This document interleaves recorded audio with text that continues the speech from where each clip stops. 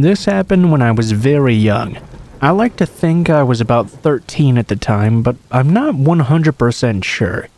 What I am sure of, though, is that I was an only child and both of my parents worked at the time.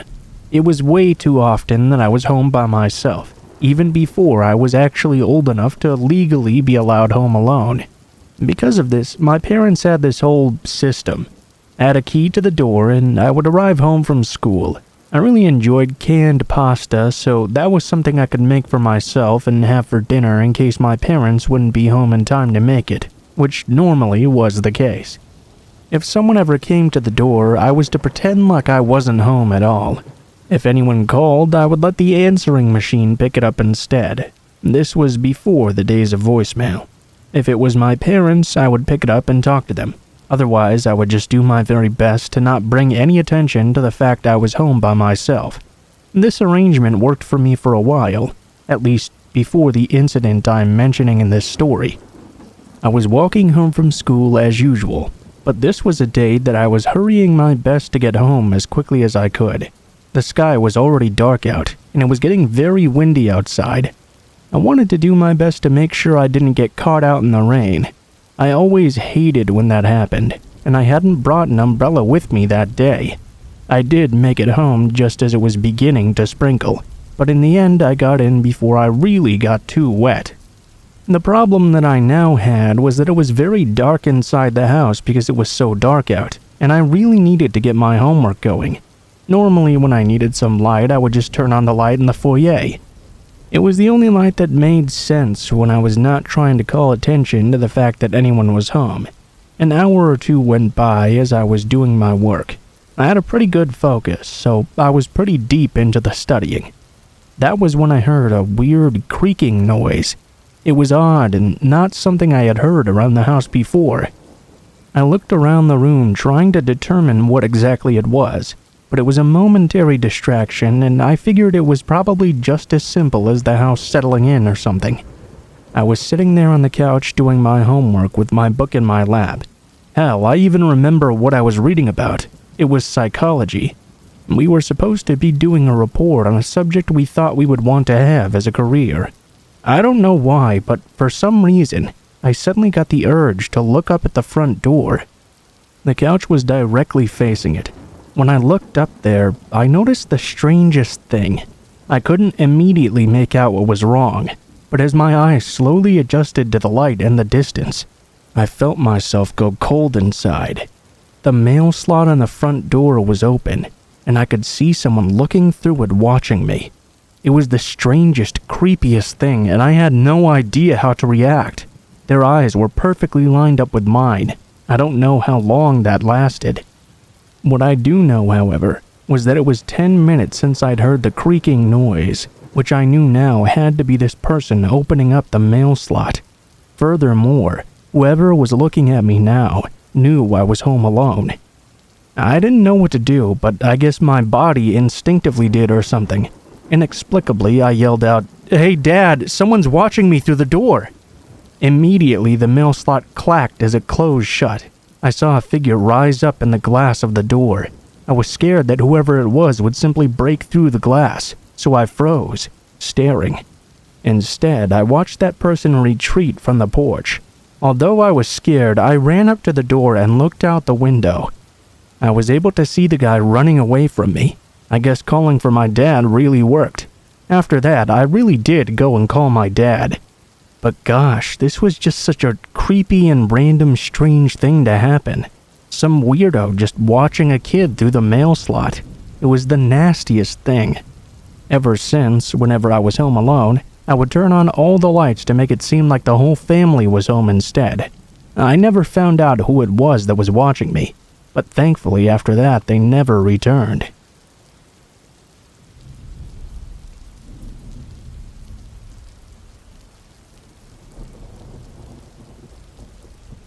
When I was in high school, I was going through quite a lot. I guess everybody does at some point, but I really didn't know that at the time.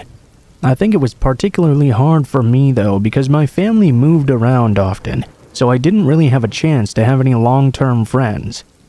I did make some acquaintances and friends wherever I went, but it takes a while to really warm up to people.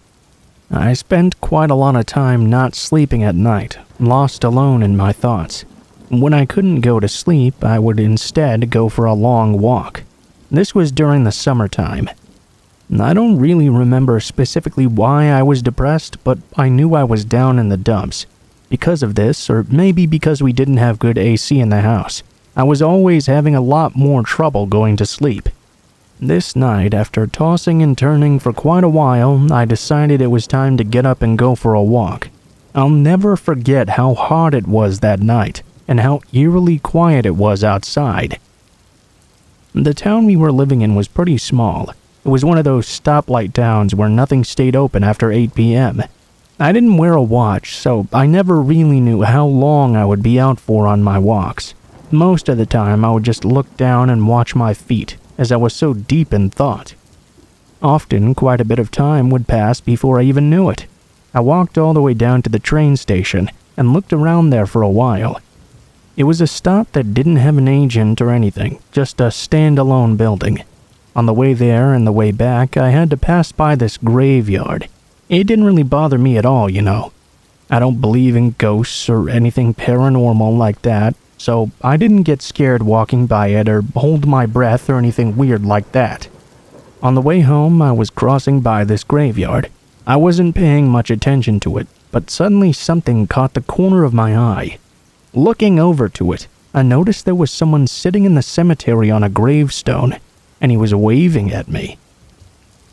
"Hey, psst, come over here," he invited me once he saw me looking. I couldn't make out much detail about him because there were, of course, no lights in the cemetery. I could clearly see, though, that he was waving at me. Once again, he invited me over, which was so weird. I probably just paused due to the strangeness of it all. I then decided to just walk on as if I had never noticed him, although it was clearly painfully obvious that I had. As I kept walking, though, he kept calling to me, trying to get my attention back. I did my best to ignore it as much as I could and keep going on. I jerked my head back a few times to look and see if he was following me, but he wasn't. He was just sitting on the gravestone trying to get my attention. I hurried the rest of my way home, constantly looking over my shoulder, hearing him call after me. I kept expecting to see him coming after me. I mean, who sits on a gravestone in the middle of the night, much less thinks they can get someone to come over to them? It was so weird and creepy as hell. I didn't see him again, though, and I made it home with no problem. But wow, did that spook me. And whenever I went for a walk for a while, I would take a route that did not pass through that graveyard.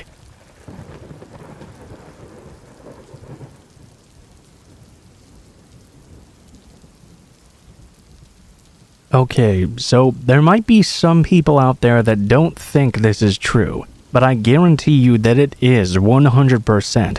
It seems outlandish, and perhaps even like a plot for a horror movie or a BDSM story or something. But it really happened to me, and it will really put a focus on how totally evil some people can be. Oh, first off, my name is Chip, and yeah, I'm not kidding, that is my actual name. I'm a bit older right now, hovering around 50 years old. Being born in the 70s, I think a lot of us got some pretty weird names. I guess I'm just lucky I didn't end up as a Corey or something. This story, though, actually takes place in the 80s. It happened when I was a teenager in high school. Now back then, I realized I was gay around the time I was 13 years old. It was a much harder realization back then than it is now. Not to offend younger people who may still have a difficult time with it, but in general, there was no acceptance or support system back then. Just watch some 80s movies and see how gays are portrayed. It was pretty damn bad. I had a very tough time due to the area that I lived in as well. It was a very rural area. I know that a lot of them have progressed nowadays, but it was very bad when I was in high school. I had a similar experience, I think, to someone I've heard before in a previous scary story.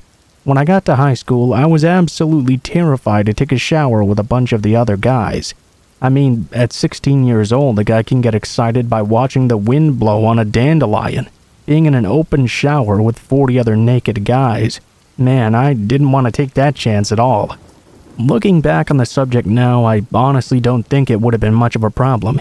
The absolute fear that I had that I would be found out probably would have killed any arousal problems I might have had.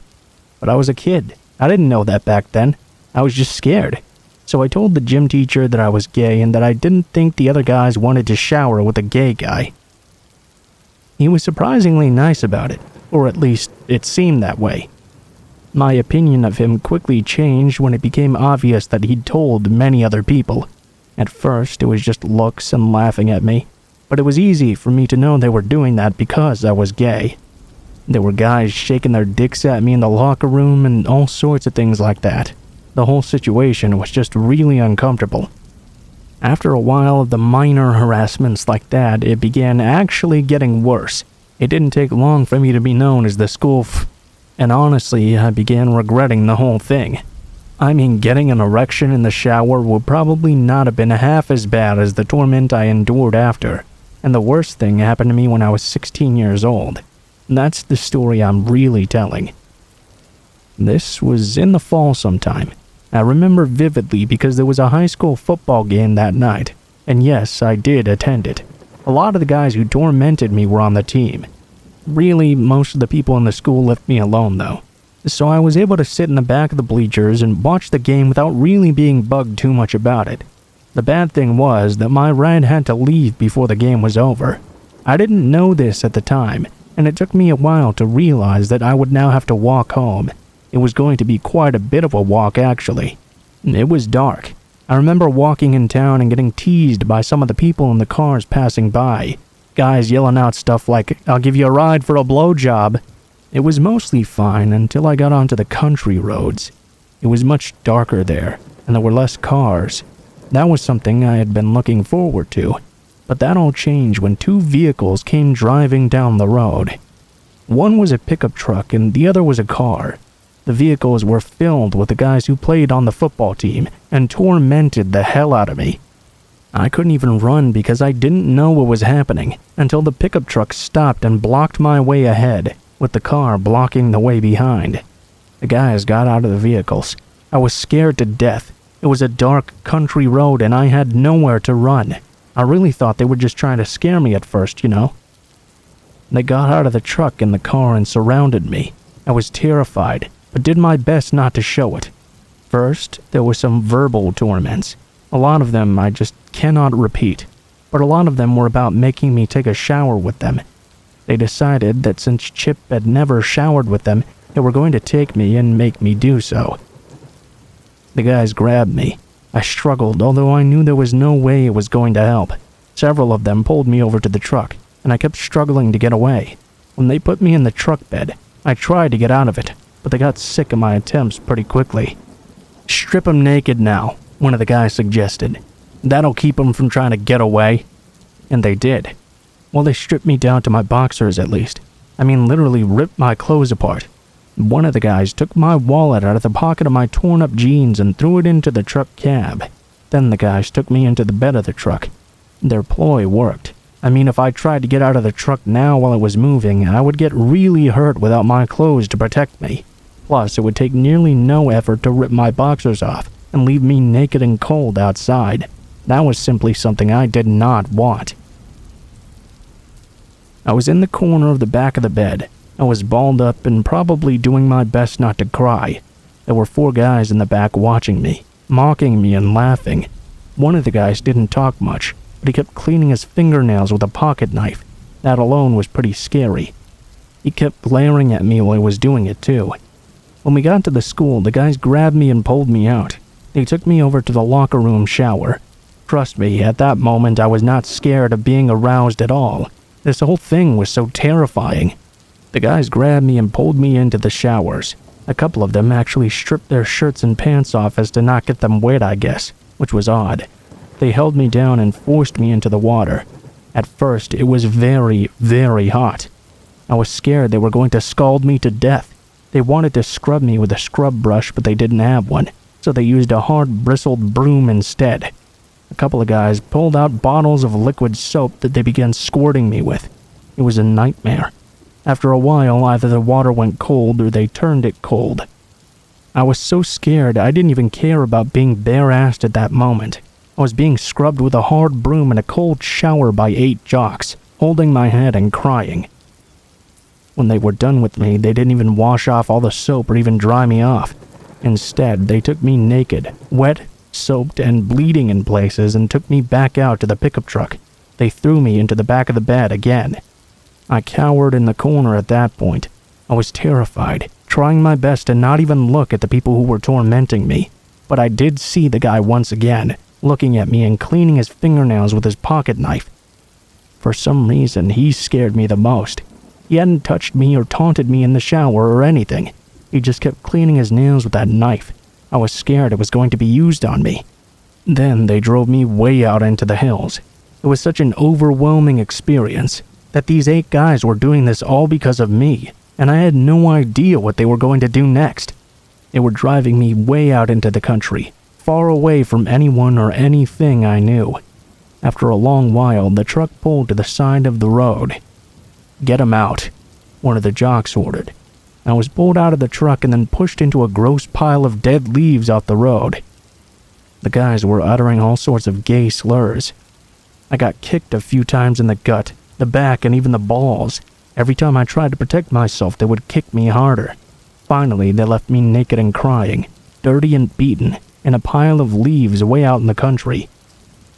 I was hurting bad, humiliated, and shattered. I laid there for a long time. I think I had just given up. I didn't know what to do. How was I going to find my way home now, especially without any clothes on? I didn't even know where I was. At the time, none of it even mattered. I just laid there in that pile of dead leaves. I don't know how long after it happened, but I suddenly heard a car coming up the road. I wondered if I should ask for help or just lay there, but the car stopped where I was, and I heard someone get out. Someone came over and put their hand on me. When I looked up, I immediately recognized him as the guy who had been cleaning his nails with a knife. I screamed and tried my best to pull away from him. He was alarmed and tried to calm me down. He told me he wasn't going to hurt me. He wanted to take me home. I didn't want to believe him at first and still tried to get away. He grabbed me though and gave me a hug. He said very sternly, "I don't want to hurt you. Think back, I didn't call you any names and I didn't lay a hand on you. It's okay, don't be scared." I eventually gave him the benefit of the doubt. He brought me over to the car and had a towel that he helped to clean me off as much as possible. "I'm sorry, I don't have any clothes for you, but you can wear my jacket at least. It won't cover everything, but hopefully it'll keep you warm." He put me in the passenger seat and we began driving after a while. He talked to me again. "I'm sorry I couldn't do anything to help you, but 2 guys against 7, it's just not really gonna work. I kept my knife out though, the entire time just in case anyone was going to try and kill you or something. I wasn't going to let them. But if I helped you, they would have beaten the shit out of me too, and we would have both been left there. I knew once this was over I could get my car and go help you. I'm sorry I didn't do more. I just thought this was the way I could help the most. I thought about how scared I was when he had that knife out. It changed my perspective a lot when I realized it was there to protect me." "Why are you helping me?" I asked him. "I just don't understand that shit, man. My dad is always talking about gays all the time, and I just don't understand why people have an issue with it. I don't. I mean, I think we should treat each other well. When the guys saw you at the game and wanted to come after you, I knew I couldn't stop them by myself, but I thought at least I could make sure you got home okay." He actually didn't drive me home. He drove me to his house, let me take a shower and get cleaned up. He even helped me clean up my wounds and gave me some new clothes. I can't have you going home all naked and covered in dirt and leaves. Oh, and I grabbed this for you. He handed me my wallet. Someone left it in the cab of the truck. It was the weirdest night of my life. I experienced both the best of people and the worst of people in the same night. It was only because of this new guy Johnny that I even got the nerve to go back to school.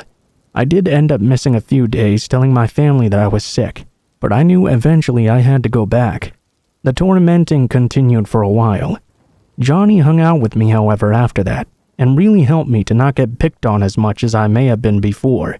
He was known as a kind of tough country boy and had a lot of respect. He always carried that pocket knife in his front pocket, too. Everyone could always see the bulge of that pocket knife.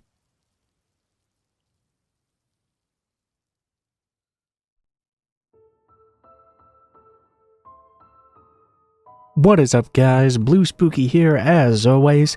Thank you guys so much for watching, especially if you made it this far to the end of the video. If you guys enjoyed the content of this video, please be sure to like, share, comment, and subscribe if you feel so inclined. If you do decide you like my content enough to subscribe, please be sure to hit the bell button right next to the subscribe button and turn notifications to all so you can be notified of every video I post in the future. If you don't feel like doing that though, I post a video nearly every day, so you can just come back every now and then and check up on what you missed. If you guys have any criticisms on what I can do better or any feedback on the stories in the video, please be sure to leave them in the comments below, as I always enjoy reading all the comments and I try to give them hearts and respond when I can. If you guys would like to reach me for any reason, or you would like to send in a story to be read, you can go ahead and take a look in the description below the video. You'll find a link to all of my social media, including my Facebook, Gmail, and Twitter accounts. Go ahead and send me a message on any of those, and I'll try to get back to you as soon as possible. If you do decide to send in a story, please be sure to include in the tagline what the name of the story is if it has one, what type of story it is if it has a theme, and how you would like to be credited in the description of the video the story appears in. Last but not least, I also run two other channels, Mr. Blue Skies and Darkest Hour, where I do true crime videos and dark documentaries respectively. If that kind of content sounds interesting to you, why not go ahead and check it out and see if it is for you.